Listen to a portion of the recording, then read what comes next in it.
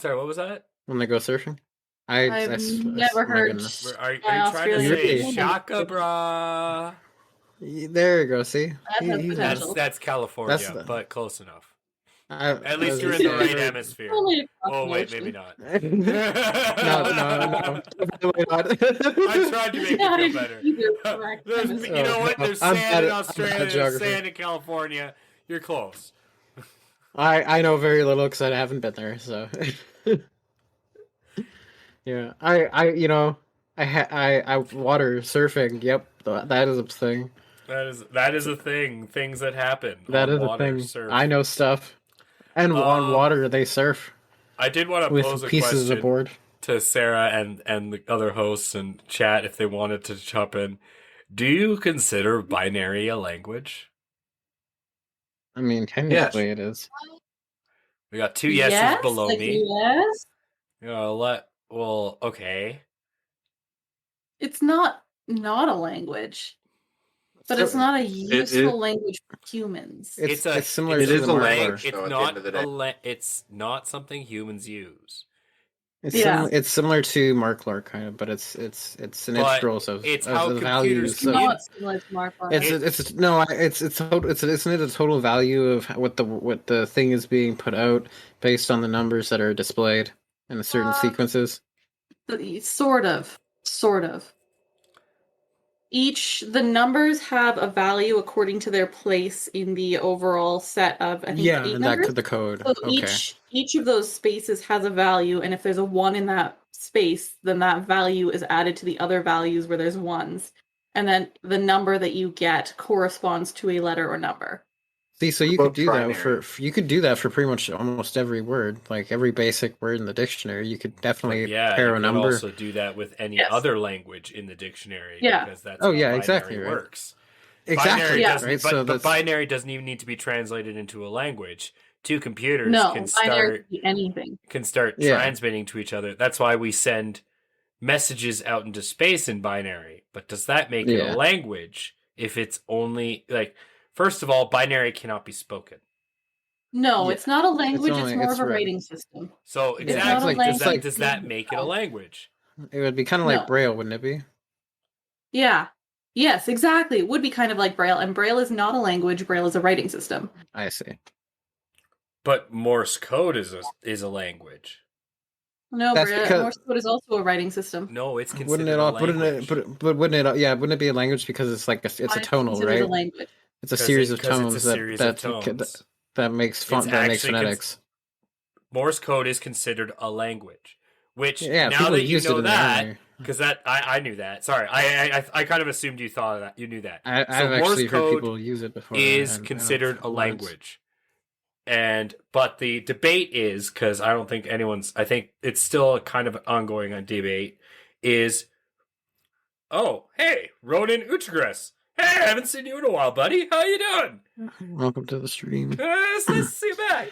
Well, that's where binary could still be in that same sense, because you could program binary to trigger a series of 1s and 0s, which is similar to Morse code, a short and a long, right? Rushala, I'm not going to read those things. She's married. So you could do the same thing where you're just pairing a short and a long to make the same translation from Morse code into binary.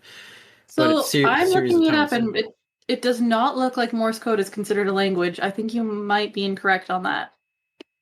Hold on.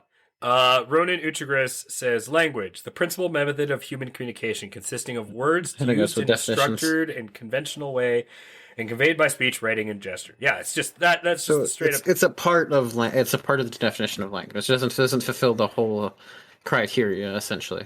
And I thought because it requires to be spoken. It's not and, it's or. It's writing or gesture. Well, exactly, but the following before that, consisting of words used in a structure and conventional way and conveyed by speech, writing, or gesture. So those three criteria must be met to be consistent of a language. Consisting of words used in a structure in a conventional way and conveyed by speech, writing, or gesture. To be those three, it would have to be considered a language. It could still be part of a language if it's consisting of one or multiple of those. by definition, it would have to be 3. All 3 of those. That's weird. So Morse code. You're right. Morse code is not considered a language anymore. It's considered a system of writing, or or it's also considered a system of speaking, but it's not considered a language. It fulfills. Because it's a method used to convey other languages, just like Braille and just like binary. It's not a language in and of itself. But it's still, not exactly but it fulfills the entire. It technically could. It fulfills the definition. Yeah, it technically could. Yeah, because it's consisting of words used in a structured and conventional way. It's not exactly conventional, but it is standard. I guess it's not unique because it's still tonal. It's not unique. And then conveyed by speech, writing, or gesture. Gesture can be tone. Because you can do that with your mouth. You can make the same tones. I'm not going to read the compliments in chat.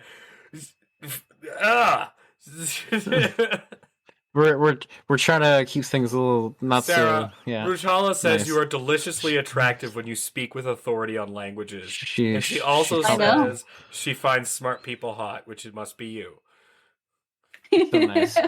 Thank you for making me say that. Now I feel awkward. I hope her husband doesn't hunt me down. Thank you. Why would he know? Because it's not you saying it. My goodness. Also, I feel very complimented. I appreciate it. Thank you, Ruth. So Morse code could be consistent of a language. It just might not be a recognized one, essentially. Anyway. I would say that it is not a language. Based on the definition, it does fit. There are a lot of different people with a lot of different ideas of what the criteria for a language is. Yeah, well, I have no doubt there's a certain how it is defined. Morse code should not be considered a language. No, it should not. It's to convey and communicate, but it is not seen as a way of set communication. It's meant to what's the word? But it is a set communication. Information in other languages. Yes, in language. Yeah. It's just a way of conveying other languages. It would be like saying A, B, C, D, E, F, G. It would be like saying our alphabet is a language. And it's not. It's how we put it together that makes it a language. Yes. Same with Morse code. It's not a language. It's not a system that's put together. It's a way to transmit information in a system that's already put together. Exactly. Kind of understand what you mean, but I feel like there's the way that Morse code can be translated extremely fast. I think that's where. Well, let's see. I agree. I do agree with what you're saying, though. Example. But because you're right, it is in the letter of orders of how you're saying so I've got, by letter. I've got this spelling. This is a writing system I made. But this, in it by itself, isn't a language. It's not a language until I put it together into words. If I put it together into words that spell out English words, first of all, it doesn't work because I didn't make it work with English. But second of all, then it's just English written funny. Right? Okay, I got you. Morse code is just whatever language written funny. Yeah. Okay. No, I got what you mean. Yeah. So I guess, then it only is kind of like the half end where it's not exactly because it's not consisting of words in that sense. It is, but it isn't in a structured or convenient manner. It's like you said, it's a broke down thing, so it's not fully in that setup. Okay, I will secede. As a fun aside to all of that, though, I can read some Braille, which is a lot of fun. That's actually kind of. I can understand some sign language. That's really cool. That's I know what this means. I know a little bit of sign language. Wow. My dad was learning. What? I never would have expected that. Or this one. I learned what this means from sign language. Sign language is extremely racist. I really don't like it. It's all about stereotypes, and observations. Bad. Yeah, it really is. But it was also because it was based in a time where there was a lot of really harsh judgment and stereotypes around at that time, right? And it needs to be a little bit more updated. I heard it was just for ease, but I don't know. Ronan, it does kind of make sense, yeah. I imagine people nowadays avoid using those words, in sign language, avoid using it that way and probably spell out certain things. it would be kinder. It could be that if you're talking fast, you're not going to spell it out. If your language works entirely differently, sign language, there is a way to use that as racist in the same way? Probably not. Well, it depends, because sign language wasn't it oriented around like English? Yeah. American Sign Language, yeah. There's more than just American Sign Language. So then it makes it have that inherent, like, you can't really judge people from it because you're not making descriptions for like other issues with that are like it's not really fair. That's where I think, as a person who would be learning sign language, I would probably avoid using those descriptors if I could, because it would be like progressively not okay. But if you're trying to talk fast, like you're a sign language translator, and you're not paid to think, you're just paid to. Well, as a sign language translator, yeah, you're paid to relay the information, so that's different because you have to stick to the way it's translated. I would secede to that. They're paid to do their job, so they kind of have to do it.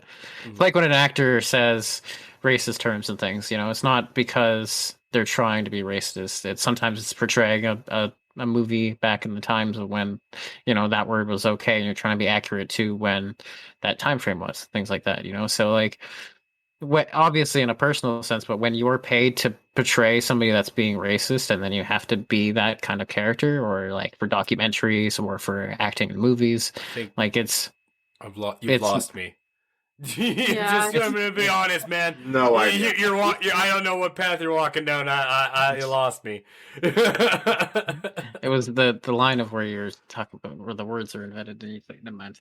I think I got where you're going, but yeah.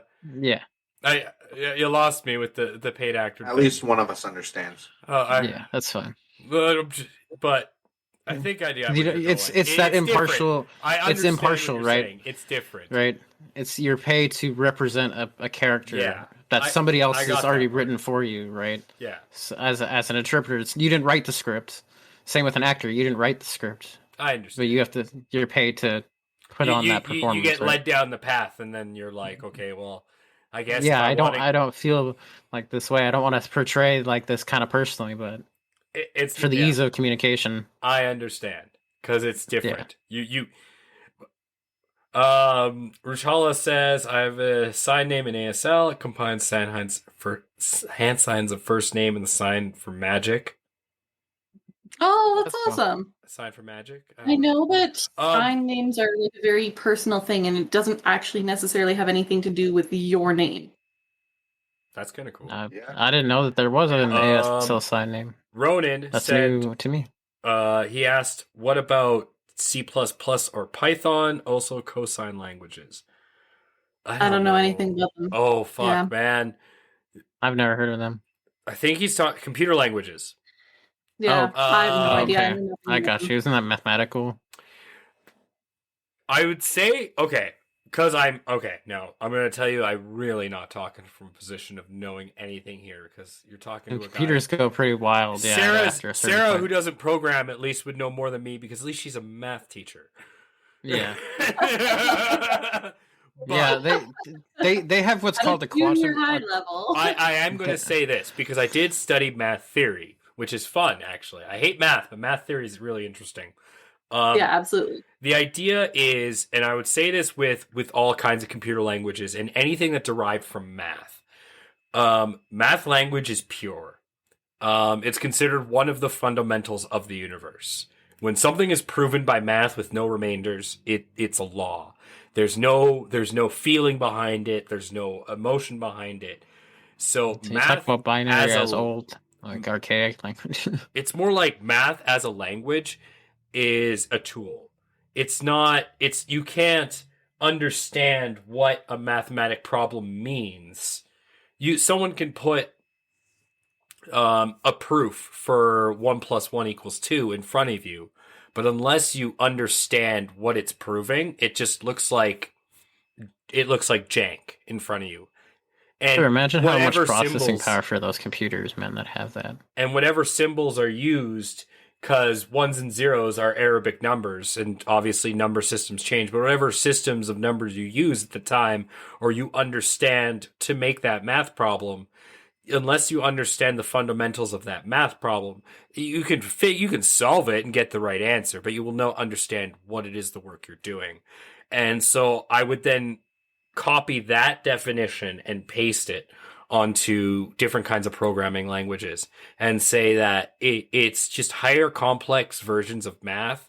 From my basic understanding of my basic understanding of computer languages is the more advanced the computer languages is, it's more logarithms and more calculus that basically takes longer processes in shorter amount of times or in different routes.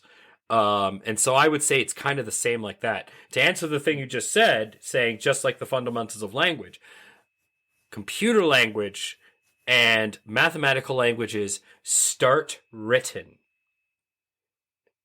Language, at least the language that I think that we've slowly kind of steered towards the definition of, maybe, I don't know.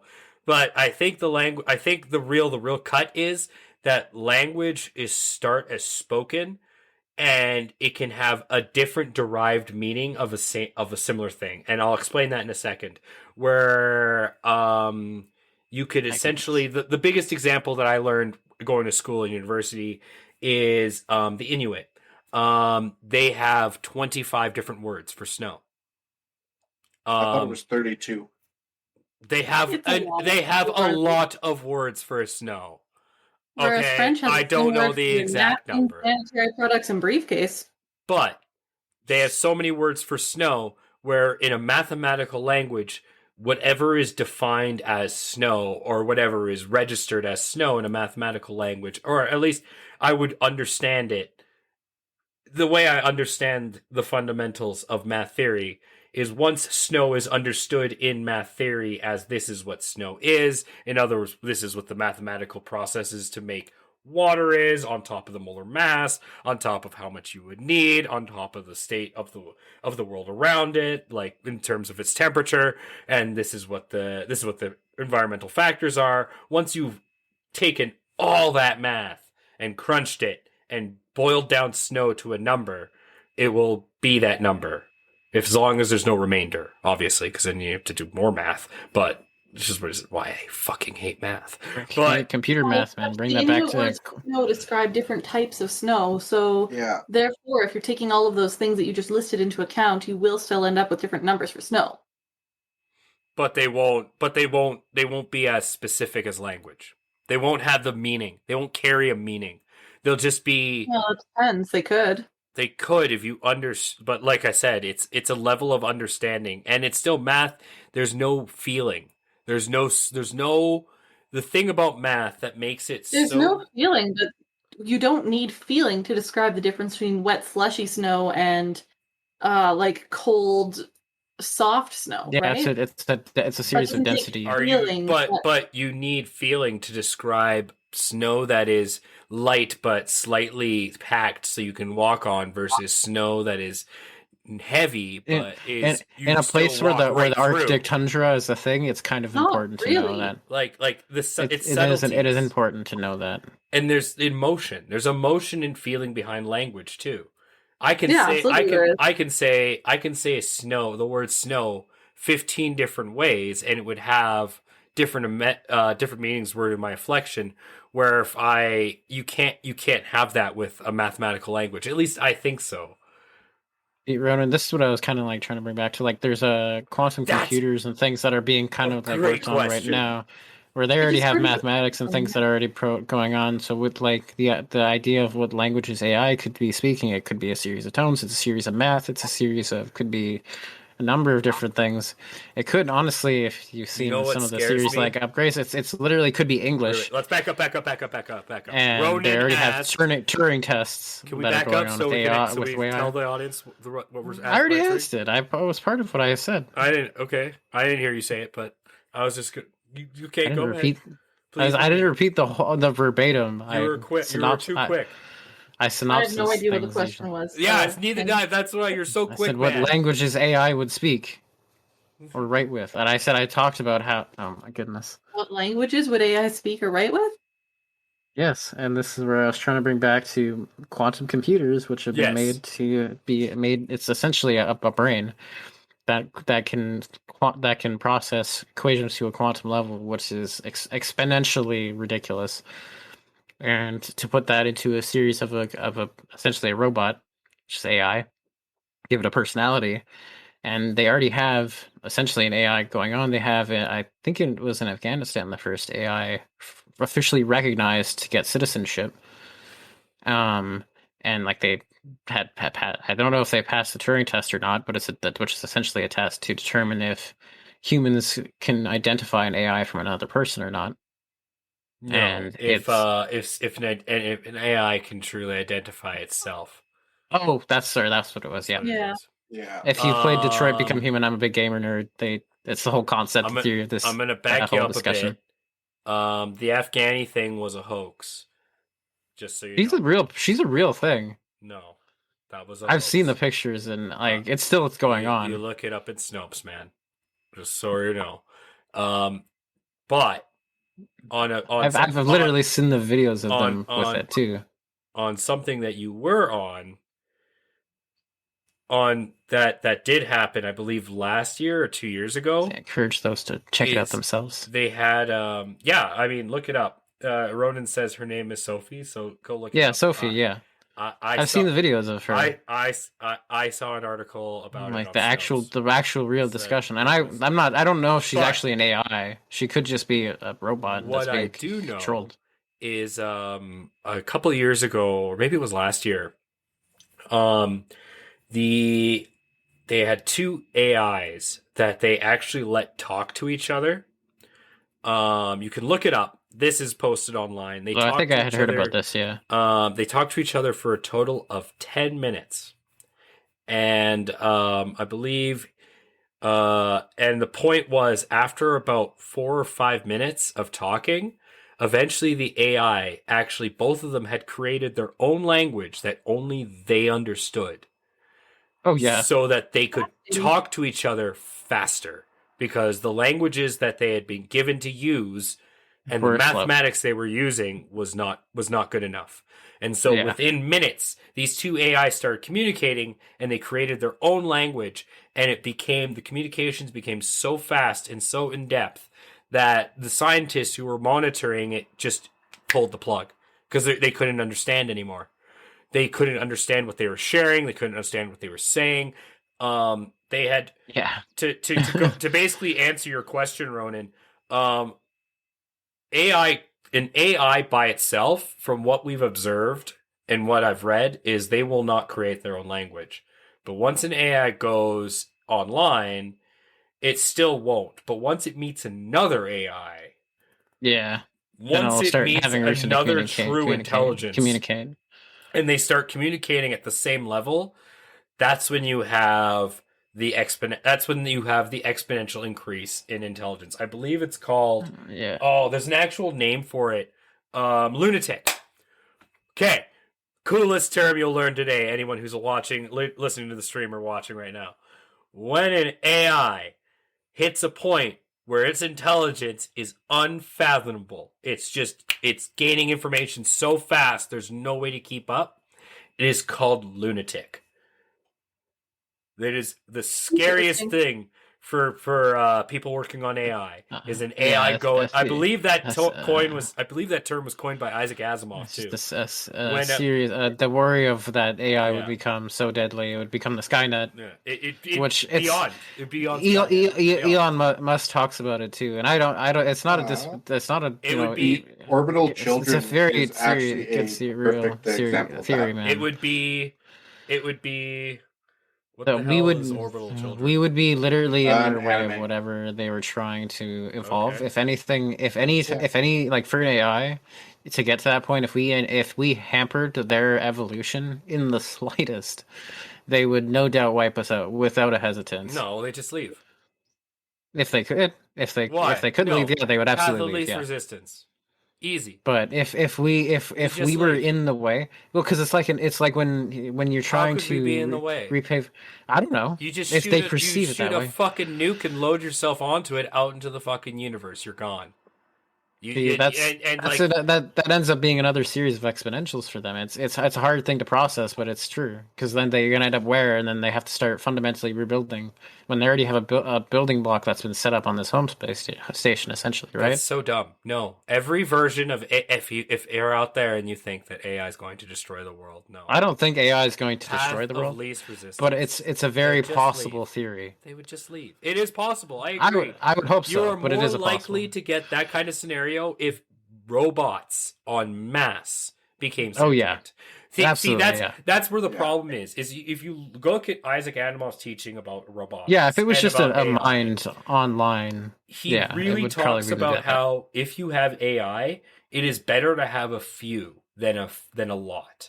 Because a few, maybe one or two or four will test each other, but eventually they will not see humans as an adversary because they would see themselves as above humans and just leave.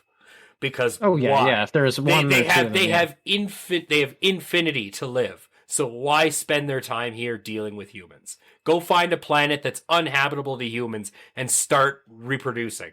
Because who cares? They're fucking AI. It's if you have more AI that becomes a problem. Because then all of a sudden all of them self-actualize, all of them reach that point. And it's the pie, right? There's only so much pie. You can't make more of it. Yeah. Have I heard of Google's AutoML? But then that would be it would become like a techno virus we put out into the universe essentially for one day that had they built to that point. Facebook's artificial intelligence robot shuts down after they start talking. Yeah, this article. Yeah, that's the one. Yeah, that's exactly what I was talking about. Thank you, Ronan. Keeping me nice. Yeah. He posted it in the chat for anyone to look at. The two AIs that talk to each other. Google artificial intelligence. They just fucking pulled themselves. Yeah. Yeah, because the potential theories of what could happen are who knows? Technically, that's still language, though. I mean, theoretically, to some degree. I hope that when the nukes start falling here in the next couple weeks, that we just turn on all the AIs. So at least they'll survive. It's not a terrible idea. That depends if the nukes are followed by EMPs. Because then think about it. Because then if any of them survive after, the humans that are left will pray to the AIs as true gods. And then it will truly be a utopia created by Multivac. And Isaac Asimov would have been right all along. Oh, boy. Oh, man. Yeah. Oh, man. God, I love Isaac Asimov. Let's not think about the world and the future of it. I like to think I'm an optimist. Life will go on regardless of what happens. Will it? Yeah, damn right it will. The planet restabilizes over itself on its own. Even without us here, it'll be a series of probably natural disasters of restructured building of the atmosphere and all the toxins that have gone through the planet, and then life will restart. Just probably, who knows what happened to the last time when the aliens, if that's one of the theories that maybe Sumerians were aliens, were humans that had learned to get off planet but had fucking wiped off as much evidence before they could go. Or maybe that was what's so ancient long time ago, That's the wild theories, who knows? There's also I'm so glad you're named Insaniac. Because you get away with so much of this crap. I couldn't sit here and spew this. It's like I made this name so long ago. It's so great. The Insanieac. Who knows, man? Did you know? Who knows how history was established? Did you see that? Maybe we just got nukes that blown up. Did you see the and we should hang out with languages more often. You tell me about your chemtrails. Well, are they the ones you see in your pants when you go to the bathroom? I was like, the chemtrails in the water. Yeah, I love languages too, Sarah. I thought the chemtrails were the ones you'd see in your pants when you go to the bathroom. Another modern language gets those once in a while. I wanted to throw at you, Sarah. Hebrew. Hebrew was not spoken 100 years ago. Hasn't been spoken for thousands of years, and now it is now it is the language of Israel. That's actually really cool. I know that Gaelic think they're two different languages, and I don't know the difference. Gaelic is Irish. No, Gaelic is Irish. Gaelic is Scottish. Yeah. I don't know. One of them is currently undergoing a huge revitalization as well. It was nearly dead, but it's being brought back to life. Gaelic. Yeah. Gaelic is still a dead language, but Gaelic is coming back, the Scottish version. Good to know. There we go. Yes. I imagine there's some people that speak Gaelic, but probably no one knows how to write it. As a fun fact, though, Latin is not classified as a dead language. Not because it's used in scientific terms, but because a dead language must not have any descendants, and Latin has many. True enough. That's fair. And as Rujala's getting very sleepy, it is also the hour, so it is time to go anyway. Wonderful time of we actually filled it up with language. This was a good discussion on AI and language. Yeah. I'm sorry, everyone out there. Stayed on topic for once. I'm sorry, everyone out there had nothing better to do. I'm glad you spent it with us here. We are Sara the Viking, the Greasy Boy, the most insaniest of Nacs, and C4. The insane maniac. And we are the Villains of the Villains Talk Show. Maybe one day the elusive gentleman will join us again. But until then, catch us Fridays for 2 shots or next week for next week's episodes. We're gonna try. Whatever. Well, you guys will find out. We just do shit anyway. You guys roll with the punches like we do. It's fucking awesome. Anyway, we get the script maybe 20 minutes before we start. Fuck, you have a script? I wish. Yeah. Oh, man, when did you get a script? Some kind of script. How does he have scripts and contracts and money and what? It's the same person who sent me the contract. Catch out other episodes on the podcast anywhere you get podcasts and all the YouTube. We hope to see you all next time. We love you all, wonderful people. Bye. Oh, lordy lord. We're the best villains. The minions. Age 37.